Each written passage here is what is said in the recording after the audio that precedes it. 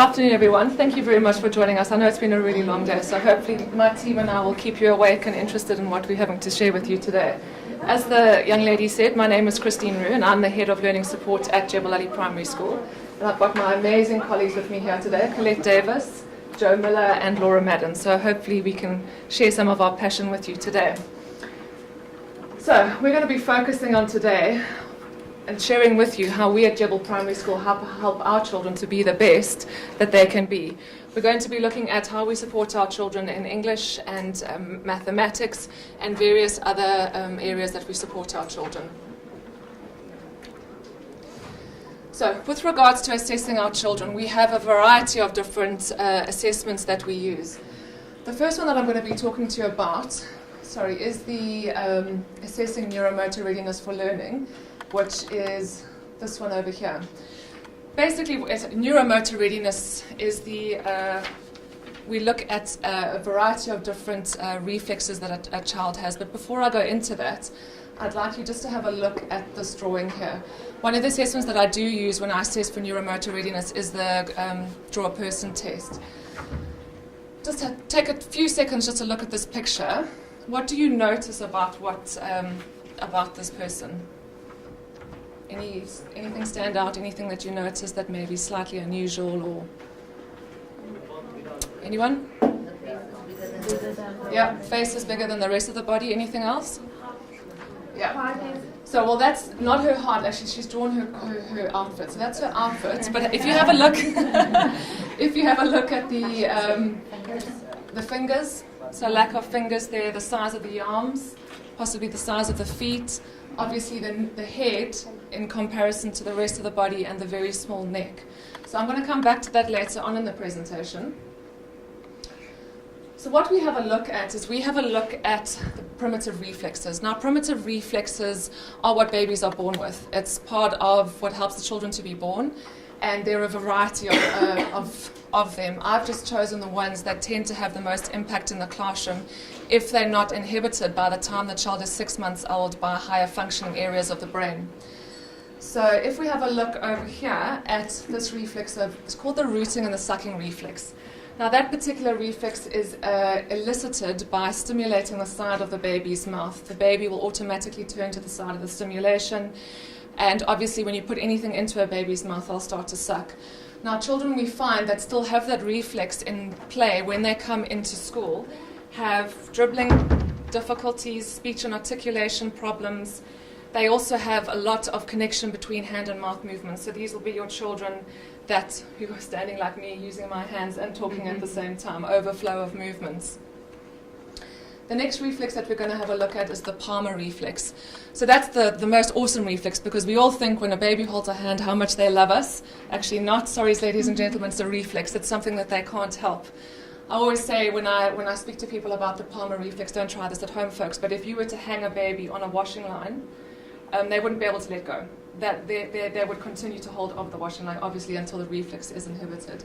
Now, children who have that reflex when they come into class, they really struggle with the tripod pencil grip that we try and teach our children. They struggle with poor manual dexterity, so that's the children with sort of fine motor control issues. And they also have speech and articulation issues, very similar then to the rooting and the sucking reflex. The next reflex is the symmetrical tonic neck reflex. Now that reflex, when a baby is crawling, if you can look at this picture over here, as soon as they lift their head up, their bum will automatically collapse onto their feet. Alternatively, when they look down at the floor, their arms will automatically collapse forward. Now, children that have this reflex in the classroom are our W sitters. They sit with their legs out. They have very poor upper and lower body integration, so these are children that really struggle with swimming. They have very poor visual accommodation, so that's binocular vision. That's the ability to look at a board and then look down at their paper and copy. They also have very poor vertical tracking, so that's again will have issues with aligning columns in maths, as well as judging height. So stepping onto an escalator will be very challenging for this child.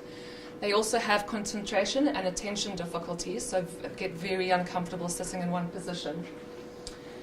And the last reflex here is the asymmetrical tonic neck reflex. Now, as you can see, when this baby's head is turned to the one side, the side that the baby is facing, the arm will automatically extend, as so does the leg, and the other side contracts.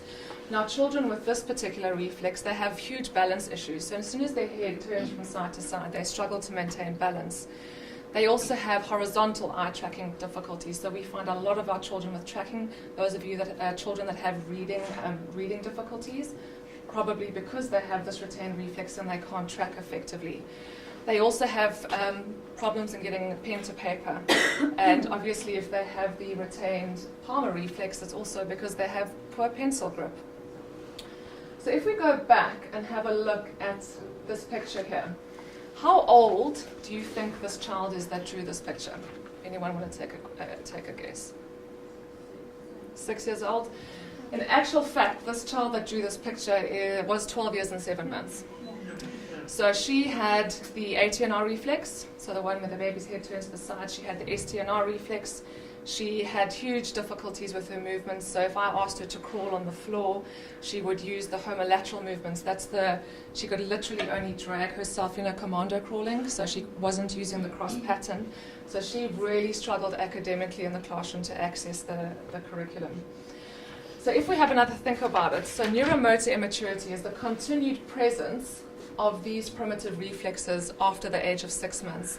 Now what happens is, and I haven't done a slide on this today, but once the primitive reflexes are inhibited, we have postural reflexes that develop. And unless the primitives are inhibited, the posturals can't develop. And that is very indicative of a central nervous system delay. And again, will have an impact on muscle control, balance, and posture. So I'm going to ask Joe to come up and stand and show to you what we do to assess children that we suspect may have neuromotor immaturity or neurodevelopmental delay. We do a variety of different tests that involve looking at gross muscle and coordination, balance, tests for patterns of motor development, as well as specific tests that look at these primitive reflexes. So the first test that we do is to have a look at balance. If a child cannot balance, they can't sit and learn because their whole world is shifting. So very basic is called the Romberg test. So feet together, hands at the side. Joe has glasses, so I would always assess a child or an adult with their glasses, asking her to look ahead of her and then just see what happens to her balance. Now what we like to look for here, we want them to remain quite not very rigid in their upper bodies. What tends to happen, children that have poor balance issues will stiffen up and they will grab their sides to try and help them to maintain balance. They also tend to visually fixate, so they will choose a point in the distance and help that and use that to maintain their balance. Often what we do see is they will then wobble side to side. Now, children that overuse the visual system will do fine in this test, but then we do the Romberg test with eyes closed. And Joe hates me for this, but she always finds So again, don't do this test without standing next to a child, because child with huge vestibular difficulties can actually fall over, so you need to be there to catch them if they do fall.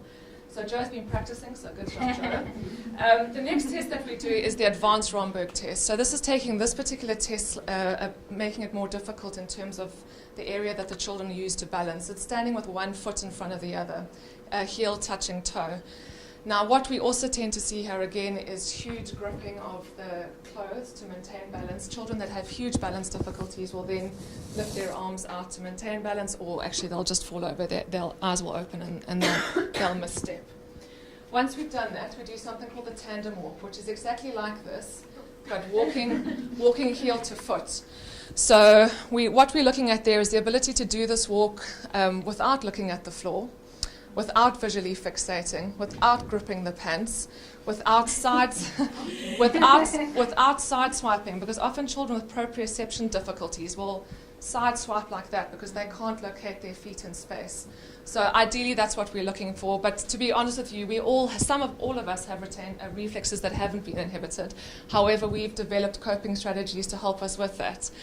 One of the other tests that we do is called the fog walk. This is Joe's favorite. This is walking on the outside of your feet. Now, this is a particular good walk for showing us children with the STNR reflex. Now, children with this reflex tend to walk in a primate position. So they won't actually might not even be able to do the walk. They will hunch forward, their arms will rotate out. We also look for fanning of the feet. So when they do the walk, often if toes fan, that could be an indication of another reflex called the Babinski reflex. So there's quite a lot of different things that we have a look at when we do this particular subtest. The last one, and this is again, I think, Joe's ultimate test, is called the slalom walk. Now this is a really tricky walk because it involves crossing the midline as well as many other things. So children have to lift the knee as high as possible, cross the midline. Doing that again while not looking at the floor, looking at the hips and maintaining the balance.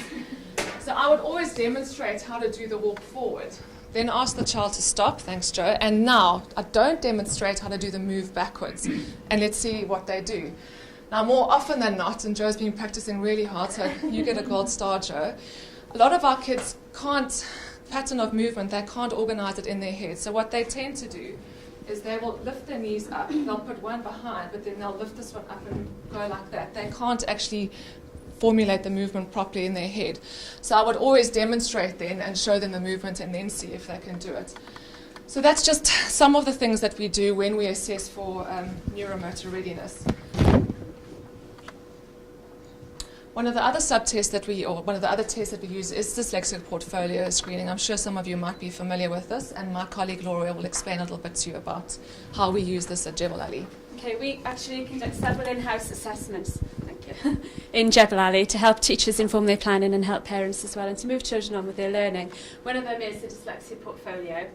And what it does is it tests a range of subtests, which what you do is then it's all online, so you enter it all into the computer and it gives you a standardised score for the child. And it also gives you an indication of whether the child is mildly dyslexic, severely dyslexic or moderately dyslexic. It also gives you a report to give to the parents, which you can discuss with the parents as well, which is very useful. It's very easy to administer. It takes about an hour to do. We can break it up for younger children, but also we can use it from the young Key Stage 1 children all the way up to Year 6. So it's quite nice to help us and to help the parents sort of gain a more understanding of the children's weaknesses.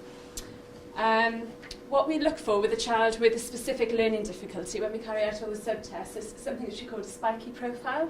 So the children are more able in some areas and less able in others. So as opposed to being a globally poor child where they have low scores in all of the subtests, a child with a specific learning difficulty will have a spiky profile.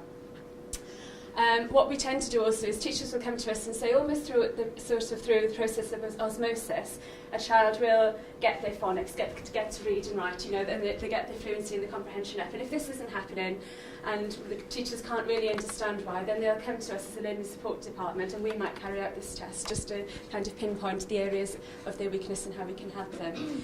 So what I'd like you to do now is just to show you two of the subtests that we carry out. The first one which I'm going to illustrate is the working memory subtest, which lots of children with dyslexia characteristics or traits tend to have a very low working memory or poor working memory. Working memory is when somebody gives you some information and how you store the information in your brain, how you manipulate it, how you process it. So children who, if you give 2 or 3 step instructions, they just can't do it, they get confused. So this assessment or test that I'm going to show you now is the digit backwards. That's the harder one, so that's why she wants me to do it. I can't actually do it. The importance is when you're actually administering the test is that you use a monotone voice and that you're very timed when you're saying the numbers. Okay, so I'm going to give you some numbers and I'd like you to say them back to me in reverse. So for example, if I say 8, 3, instead of saying 8, 3 back, you say 3, 8. So you're taking the information in and you're manipulating the information. Okay. 2, 6, 3. 3, 6, 2. 4, 6, 2, 7. Yeah. Do it one more. The problem is you can't repeat once you've done it. So once you've given it once, you can't repeat to the child. So I would probably be a good example of a child that has working memory. 4, 6, 2, 7. 7, 2, 4, 6, 4. What you tend to see also is children who've got very visual memories as well, so you can see them looking up to the corner of them and trying to write it on a board in their head. Or also I've done it with members of staff in training, and the member of staff has actually written it on her hands, with just not with a pen but just with her finger, to try and visualise the number and then and then kind of reverse it in her head. So that tested working memory, which is often a discrepancy that we find with children with dyslexia tendencies. The other assessment which I'd like to illustrate to you is something which we call phoneme deletion, phoneme meaning sound, unit of sound. And children with dyslexia often have issues with language, with learning their phonics and their reading. So this gives us some indication of their ability to manipulate phonemes within words. Okay, there's no timing or anything with this one, so listen carefully. Say hedgehog. Hedgehog. Now say it again, but don't say hog. Hedge. Well done. Say fishy. Fishy. Say it again, but don't say Ishy. Well done. The other thing to remember when administering this test is that we use the synthetic approach in Jebel, which we very much believe in. So there's not a d or a schwa. So the letter O, the sound is, letter L, sorry, the sound is O, not L, not F, D, not D. So that's important when you're teaching. Okay, a little bit more tricky. Ransack. Say ransack. Ransack. Say it again, but don't say s. Ranak. Situation. Situation. Say it again, but don't say ah. Situation. So it progresses, obviously, for if you're starting with a younger child, then it tells you where to start and you progress through. So that's a great online diagnostic test that we use in Jebel, which really informs us as learning support teachers and also helps inform the planning of class teachers and support of the class teachers in just bridging the gaps for our learning support children. We've got a pack of notes if anyone's interested, just with the sub-tests that we've used and a couple of other things that are coming later on in the presentation. Some of the other tests that we use are the York Assessment for Reading Comprehension. Now, this is a fantastic assessment because we can use it both in Key Stage 1 and Key Stage 2 to show progression. So we use that at the moment. We've also just actually bought this year the new group reading test. Now, the reason why we purchased this test is because it's the only adaptive online test to get a reading age at the moment. So obviously a child in year 4, we expect them to have a level possibly in level 3s. However, as we know, a lot of our children on learning support aren't able to achieve that. So when they start doing this assessment, it'll peg them at a level where they should be that matches their chronological age. But as they progress through the assessment, if they're unable to answer the questions, the assessment will adapt to their level while they're busy doing the test. And that's really important for our children with learning difficulties for self-esteem and self-confidence. How disheartening to do a test that you can't do and you know you're not doing very well in. We also use CAT4. We're currently using that in year 3. And that's a fantastic assessment because it looks at a global picture of the child. It breaks it down into spatial ability, verbal reasoning, non-verbal reasoning, and numerical reasoning. And it gives us a sort of standardized score. This is, again, probably something similar to what an educational psychologist do, obviously without the huge cost involved of getting a child externally assessed here in Dubai. So we've finished with assessments now. We're going to go and have a look at how we support our children in mathematics at Jebel Ali Primary. We currently have in Key Stage 1 math sets. So Laura is involved in teaching year 1. They're not setting at the moment just yet, and we're not 100% sure how that's going to work, so we're still supporting. But in year 2, we have a set 5 right up until year 6. So we are involved in teaching the children in set 5. And as you can see, it's all about interactive teaching. Anything that goes into the abstract, these children are not able to understand. So we have something here called Numicon that we use for addition, subtraction, place value, you name it. It's just a concrete representation for the children to have in front of them. Again, we are very involved in sort of multi-sensory teaching. So over here, clapping tens and units with the auditory and a bit more kinesthetic. We have the big number line outside that we use for our children, which again involves the kinesthetic, the movement. Place value up here in Key Stage 2, just all the different ways of doing place value. So the children would not be using just the abacus or just the counters. So every week they would be using different apparatus, which would hopefully make the links more definite for them. And lastly, which I'm sure we all do, is baking for fractions, which the children love. So my colleague Colette is going to have a quick chat with you about how we do times tables at Jebel Ali Primary. It's something that the kids still need to learn. It still needs to be rote learned, unfortunately. So we've come up, well, not come up, but Colette has found a really interesting way of doing this with the children. Yeah, this was actually something that was introduced to me on a course, but it's worked so well. So we've started introducing it with set 5, and we're hoping to introduce it into the rest of the school as well, actually. So what happens is you start off I actually give the children a little pack to take home, which makes it exciting from the beginning. But you start off with a blank laminated clock face. And what the children do is they actually start with their 5 times tables. I'm just going to ask Joe to hold that so that I can show you what we do with it next. Too many things to carry.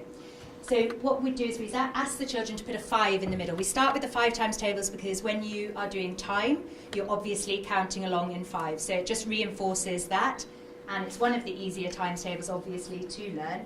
And I just asked them to, first of all, we'd do a lot of counting. We'd count on from different points. We'd count backwards. I'd make sure that they had a very clear understanding of what the 5 times tables actually meant.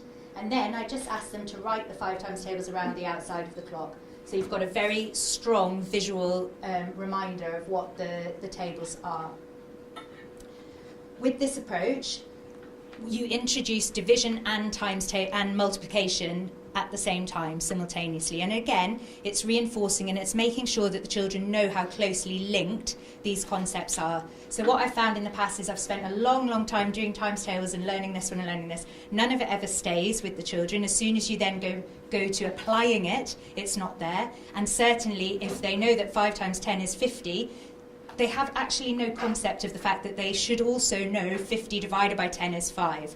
So this is really neat for that. So you have a look at the little families. So you'd say 5 times 3 is 15, 3 times 5 is 15, 15 divided by 3 is 5, 15 divided by 5 is 3, and all the facts are there in front of them. And I'd spend a long time with the children, with the answers, if you like, actually on the clock face, and asking each other questions in pairs, me asking them questions, asking division questions, asking times tables questions, making sure they're really, really strong about the links there. And then what we do is we just simply start rubbing them out. So as they start getting more confident, you rub the answers out and you do the same thing again and again. So at the moment I've got my Year 6 children, as soon as they come into class, they've got the pack in their place and they know that they're going to get started. They're working on their 3 times tables at the moment. So they get in, they write them all out, they start testing each other, they rub them out as they go along, and they're trained into the process, and it does take a little while. The next phase is that all the facts, so division and times tables facts, are cut out onto these little cards. So they have a set of these cards, and the ultimate test to say that they have graduated, we use that terminology from the 5 times tables, is that they can answer all of these questions in a minute. So it's all the division, all the times tables, and they're all muddled up. So they enjoy doing this, actually. We get the stopwatches out, and where previously they've been so nervous and worried about it, they actually really like this challenge. So we just literally put them into the middle. So you'd say, so there's no answers on the outside. What you do see is that the children who are very visual learners are still looking. So if I said, if the first one is 25 divided by 5, they'd be looking at this place because in their memory, they've got that picture there of where the 25 is. And this is how it seems to work. And they've all developed little knacks as well. So there's one girl who shoots the question off as soon as she's done it. And they all get their own style. And then they get a little certificate and we take a photo and we really celebrate the success. And this might even be Year 6's finally graduated from their 5 times tables. But because we make such a big deal of, you've got to know these really, really well to do it all in a minute, there's been no problem with self-esteem. They've felt really supported and that they've got a real achievement. And the other thing is that I get the parents on board immediately with this. So I invite the parents in and we do a workshop and I explain this whole system to the parents. And for a whole term, this was their homework. So they didn't have any written homework. They just had to do this, practice these at home with their parents, get to the point where they were trying to get it in under a minute. They then come to school and I'm the one who does the final test and gives them the certificates to take home, and then they graduate through the tables. So the other thing with this approach is you start with the 5s, you then do the 2s and the 10s, so all the kind of easy ones first. You then go back to the 3s, the 4s. I usually throw in the 11s then, just because then the 3s and 4s are obviously very, very challenging for them compared to these ones. When you get to the 6s, 7s, 8s and 9s, I always try and make the children really aware of the fact that they've learnt most of those facts already. So by the time they get to the 6s, they already know 3 times 6, they know 5 times 6, they know 10 times 6, they know 11 times 6. And often when they realise, if you can even use the times table chart and colour in the facts they know, when they realise how few there are left to actually learn, it's quite motivating for them. And hopefully, because they've learnt it so thoroughly, they know the division facts, they know it forwards and backwards, it has actually sunk in. And I've found that they're able to apply their tables much, much better than in my previous experience. So it's something, little trick that we've been doing that works very well. Thanks, Colette. So, moving on to look at English and how we support our children at Jebel in English. As you can see, they're again very multi-sensory, trying our best to involve all the senses. Children in Key Stage 1 here doing the traditional tracing in the shaving cream, letters out of Play-Doh, our big gel letters, our rainbow of alphabet.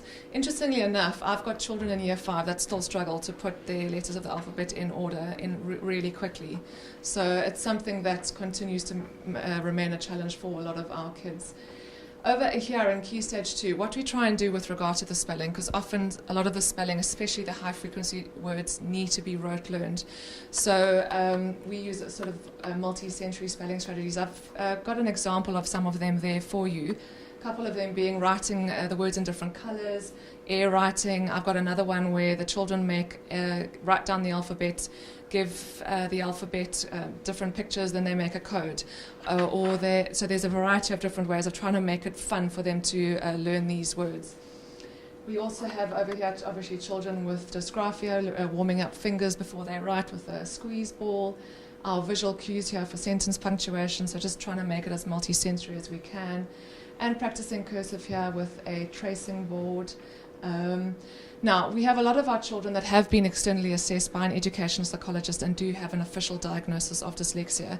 We also have some children that have come up with dyslexic type tendencies on the Dyslexia Portfolio. So Joe and Laura are going to talk to you a little bit about how we support our children at Jebel with dyslexia. Okay, what is dyslexia? Dyslexia comes from the Greek word dys meaning difficulty and lexia meaning language. So it's a difficulty processing language. It also extends to other factors as well, things like organisation, following instructions, and generally the learning of phonics and fluency and comprehension of reading. What we found is children in Key Stage 1 who have issues with phonics, we go in and support the children. So we either support in class, we help the teachers differentiate, they come to us, and then in Key Stage 2 they follow a different programme which Joe will explain to you a bit later. We generally don't test for dyslexia until the age of 7, so we wouldn't recommend to a parent that they go and have an EP, educational psychologist report, until the age of 7, just to make sure that they've achieved all the developmental milestones by then, because often children accelerate and plateau at different levels, and some children who haven't read at all in reception in Year 1, all of a sudden in Year 2, Year 3, take off and things click into place for them. So Joe's just going to explain a little bit more about how we in Jebel cater for those children with dyslexic tendencies and also those children who've been officially diagnosed with dyslexia. Okay, so how is dyslexia identified? Well, in Jebel we look at a number of things. Obviously, the traits and characteristics can vary wildly between child to child, but there are some that are common traits that we look for and that are good indicators of whether we think these children have dyslexic tendencies. For instance, as my colleagues have mentioned before, very often you'll have working memory issues, which really do show themselves in class, and obviously processing issues, auditory processing issues. And what we'll see in class, children find it very difficult to copy from the board, because by the time they've looked at the board and they've looked back at their work, they've forgotten how they've seen the word. And also, dyslexic children will tend to see all the words sort of moving or jumbling up on the page or on the board, especially a whiteboard with black writing on it. So that can be a real challenge for them. It's a very good indicator for us. In terms of when they're reading, obviously they'll very often leave words out. They'll have bizarre strategies for trying to read a word. They'll make very bizarre pronunciations because very often they cannot discriminate the phonemes in a word. and they really struggle to know how many syllables make up a word. And a lot of what we do in Jebel Ali is syllable work, syllable division, and that's something I'll actually come to in a second with some of the programs we use. And obviously when they're spelling, we'll see bizarre spelling words as well. S-I-A-D instead of S-A-I-D for said. And obviously there's a very big discrepancy between their language, their spoken language ability, and their written language ability, because they do get frustrated. They can't put their thoughts, their ideas onto paper. And again, as my colleague Laura said, there's a big spiky profile. They're not generally poor across the board. They just need help in getting their words out and support with their spelling. So with that in mind, and again, Colette has spoken a little bit about it with the maths, we try to get a really good idea of what the children's learning styles are. And because that's absolutely key to how they're going to learn best. So we have our visual, our auditory and our kinesthetic. A lot of the learners that we come across are kinesthetic learners. They're hands-on. They need to physically manipulate things to learn best. Again, visually, and I'll come to that again when we look at Nessie, they can be very visual learners. So things like rainbow writing, using colours, really help them to remember tricky words, say, because they can remember a colour with a letter or a word.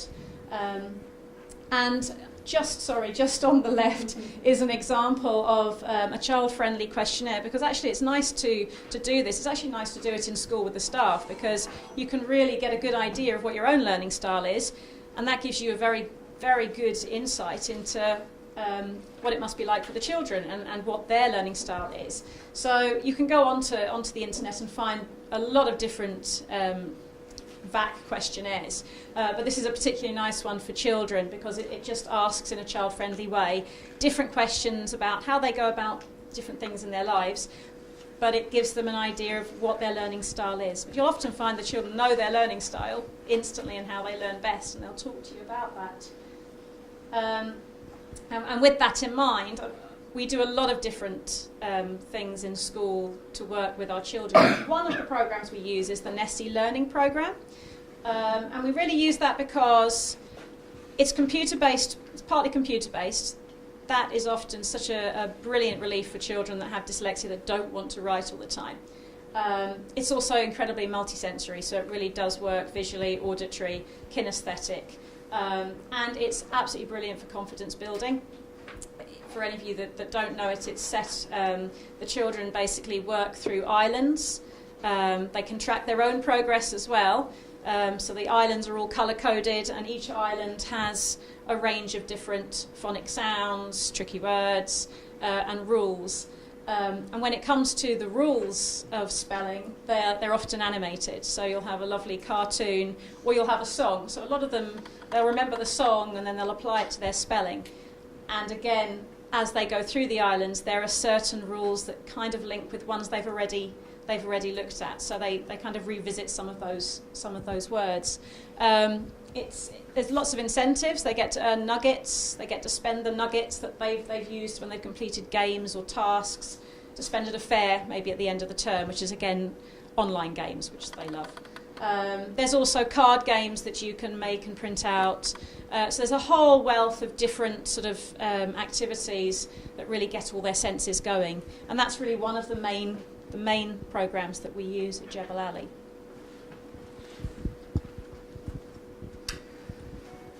Often what we find in learning support, as it says over there, is the small things really do make the biggest difference. And if we have a look over here, these are different children that have different issues. So whether they're fine motor, gross motor, proprioceptive difficulties, vestibular difficulties, we've got little things that we can put in place in the whole class environment that really aids their learning.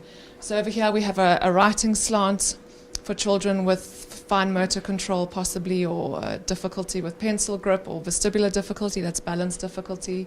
Here we've got a little child that's got a weighted object. I think this is a puppy that he uses when he goes to assembly just to try and calm him down. He likes the extra sensory input, as well as an air cushion.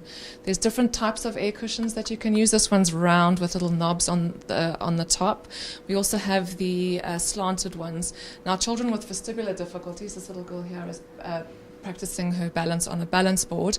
Children with vestibular difficulties, if you turn that cushion around so that the big side is at the front and it pushes them back into the chair, we often find that they're able to maintain balance. These are your very fidgety children, always moving around in their seats. We've got a little fidget board here, not a great picture, but what it actually is a balance board that the children can move their feet on while they're busy working. And we also offer social groups at Jebel Ali Primary School, both in Key Stage 1 and Key Stage 2. This particular group here is our Key Stage 1 social group, and they're working with emotion puppets. What we're doing in Key Stage 2, which seems to be working quite effectively at the moment, is we have a rotation basis. So it's not the same children for the whole year, which is great because then it's different children interacting with each other, and we find that the parents are really open to having that little bit of extra help with regards to social skills. Right, at Jebel Ali Primary, we've phased out the more traditional individual education plan in favour of something called a student passport. It's fairly similar, but the main changes that we've found here is obviously trying to make it as pupil-friendly as we can, but at the same time involving parents. We always say that we involve parents, but more often than not, at the end of the day, there's a learning support member sitting until 9 o'clock at night writing 50 IEPs. So we're trying to make this more responsibility onto the class teachers being involved in setting of targets. So over here, I find it difficult too. This child will sit with the class teacher and tell the class teacher what they find difficult. So it's not prompted, it's nothing from the parents, it's nothing from the class teacher. This whole section over here is blank just while this bit's being completed. This will then go home to the parents, and the parents will sit with the child and be, right, I will help myself and my parents will help me, bye. So what are the parents going to do to help their child with these things that they find particularly difficult? That document then comes back to school, and the class teacher will then set classroom-based targets. Now, these are generally English and mathematics targets, and they have to be smart. They have to be, and by that I mean they have to be specific, measurable, accurate, realistic, and timeous. They have to be achievable within 2.5 months, because we do this 3 times a year. So we do it in October, we do it in March, and then the teacher will set targets for the child going up into the new year. We again over here have any support that they received and what the child is currently doing in learning support. Now, this document obviously will then get sent home to the parents once it's been complete. We find we've only done this for 1 term at the moment, but what we're finding hugely beneficial is the teachers are actually more involved in setting the targets and collecting evidence to show that the child has achieved these particular targets over here. Another piece of paperwork that we also have available to all specialists and all class teachers is the learner profile. This learner profile goes into huge detail about a child's strengths, their area of challenge, and give areas needing support, and give suggestions. Now, more often than not, this is hugely beneficial to our specialist teachers who aren't as involved in the day-to-day with children with learning difficulties. So if we lastly have a look over here at sort of external support that we have at Jebel Ali, we have something called the Listening Program. Now, the Listening Program is a generic program that we use for children with attention and mainly for attention and concentration difficulties. It's synthesized classical music that is broadcast at different frequencies. The children come in and they commit to this program for 10 weeks.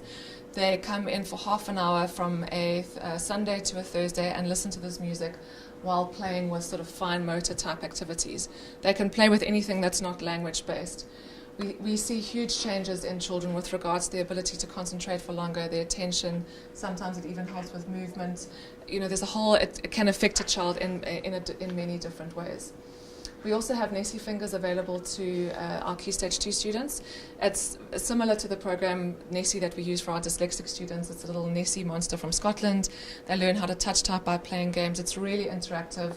I'm a big meanie, so I cover their hands from the moment they step into the class so they can't see what they're looking at.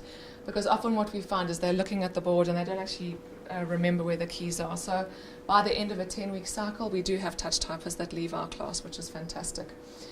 We also have occupational therapists that come into Jebel Ali Primary from different centres, as well as speech and language therapists. And lastly, we've just actually started with Lexicon. They're coming into work. It's a centre specifically designed for working with children with dyslexia and dysgraphia.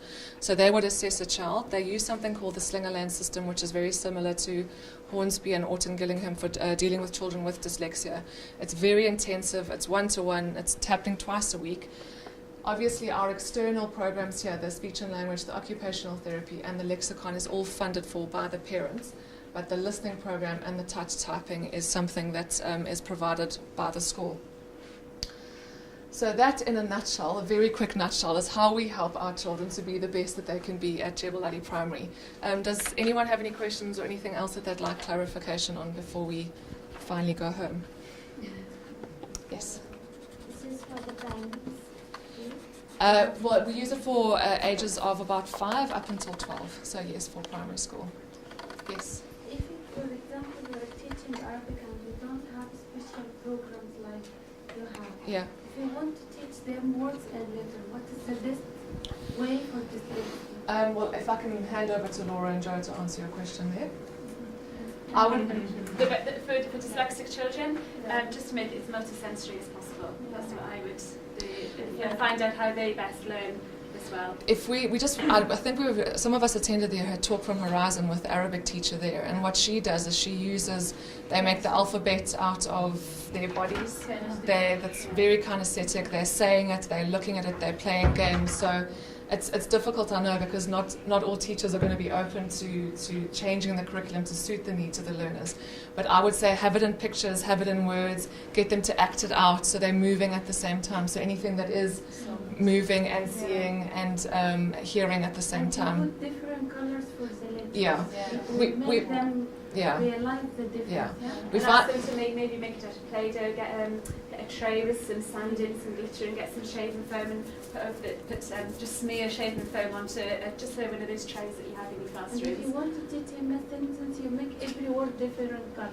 Say that again, sorry? If you want to let him learn a sentence, you make every word different color. Yeah, you So can do. they You learn can do. I think the huge thing with special needs and children with specific learning difficulties is that there's not one rule for all, and that you'll find that some things work for some children and some things work for other children. What the lady from Horizon was saying earlier today, I don't know whether you attended that talk, but she was saying that she's presented with the KHDA with a curriculum, and then she has to modify that curriculum to fit the learners in her classroom from year 2 to year 6, and it can be varying needs in every classroom. So it's just finding the ways that work best and making sure that it's more visual, auditory, kinesthetic, so that they're having fun in there. For example, she gave an example of a song, and she said as she sang it traditionally, the children weren't taking it on board as quickly, whereas if she was making it into more of like a rap, like a pop song, they loved it, and they were like, right, we'll go over there and we'll do our version, we'll go over there and do our version, and they were learning that and taking on board the ideas.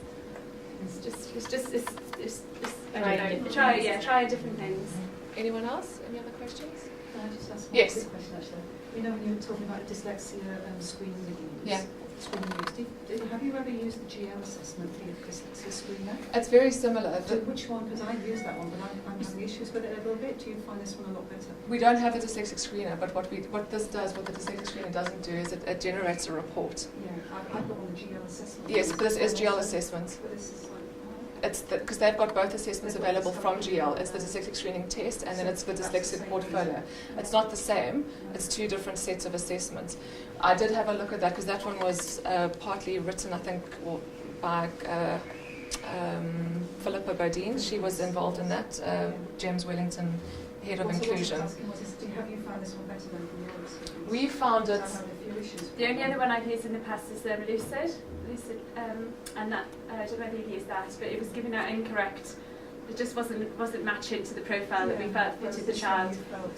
Yeah. What you do have to buy this in conjunction with, if you look over here for the general ability estimate, there's various different assessments that you can use to get this, but we use it in conjunction with the BVPS, which is the British Vocab Picture Screening Test. So that's a verbal, it's a verbal indication of ability. If, however, we find that children have huge language difficulties, the British Vocab Picture Scale gives us an incorrect indication of their ability. So we also use RAVENS, which is a non-verbal assessment. And more often than not, as what Laura said, is we see a huge disparity between the two if there's a specific learning difficulty. I think with the dyslexic screening test, just from the top of my head, after reading it on the internet, not having used it, but it doesn't generate reports, it tells you that if there's dyslexic type tendencies in a program to follow, but I don't think it pinpoints. And what we find quite useful here is for children who don't come up with dyslexic tendencies but may have a working memory or may have a processing speed, we could possibly refer for speech and language if necessary, or occupational therapy, depending on where the processing difficulties are occurring.